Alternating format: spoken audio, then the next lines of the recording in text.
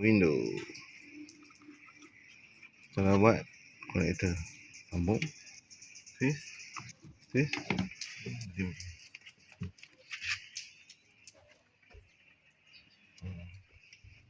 Okay. Alright.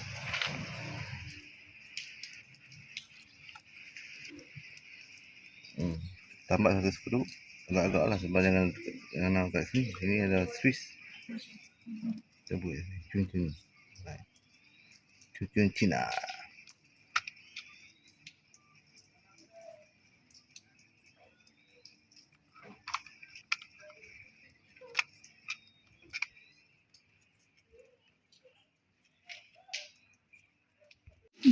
Assalamualaikum guys. Hari ni kita nak bagi tip berkenaan dengan cara kita buat pasang satu radio. Ni USB port untuk apa ni? Ada lampu.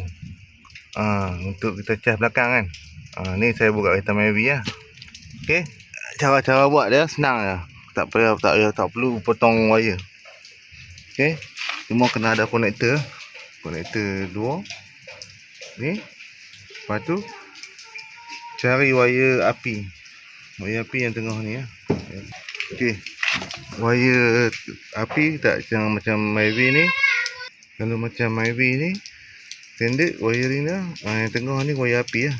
Tengah cari kalau hampa tak pasti bukan cari yang tengah. Yang tengah-tengah yang biru putih ni. Biru putih ni. Biru putih. Tengok. Ni.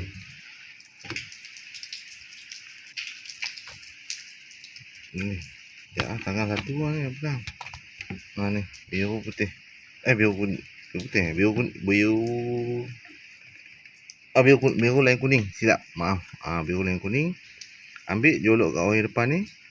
Tu tarik ke soket. Soket dah. Okey.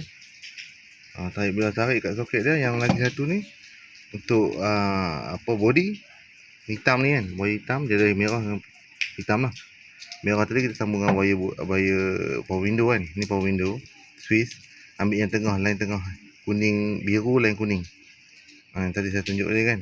Yang tengah-tengah gelar Mavic old lah, Mavic lama. So yang body ni, yang ke body ni tambah dekat ni wire body. Ni. Wire body ni. Lepas tu bila kita on Swiss kereta, dia akan menyala lampu. So kita tak perlu lah nak cas handphone apa semua, belakang semua dah. Tak perlu nak potong, sayang nak potong wire ni sayang lah. So saya jolok kat depan, belah depan. Jolok masuk ke depan, klip lah. InsyaAllah. So kita pakai konektor ni kenapa kita nak, bila kita nak buka, kalau power window rosak ke apa, nak buka pintu door trim ni, senang kita cabut ni, cabut soket dia. Okey. Alright, dapat. Dapat, jangan lupa subscribe. Okey. Ada ilmu kita share. Dia macam ni ya. Kita sambung ke power window Swiss. Dua-dua boleh pakai. Bila kita tutup enjin dia mati ya. Tak ada. Dia ikut power Swiss power window. Alright. Dapat guys. Jangan lupa subscribe. Assalamualaikum.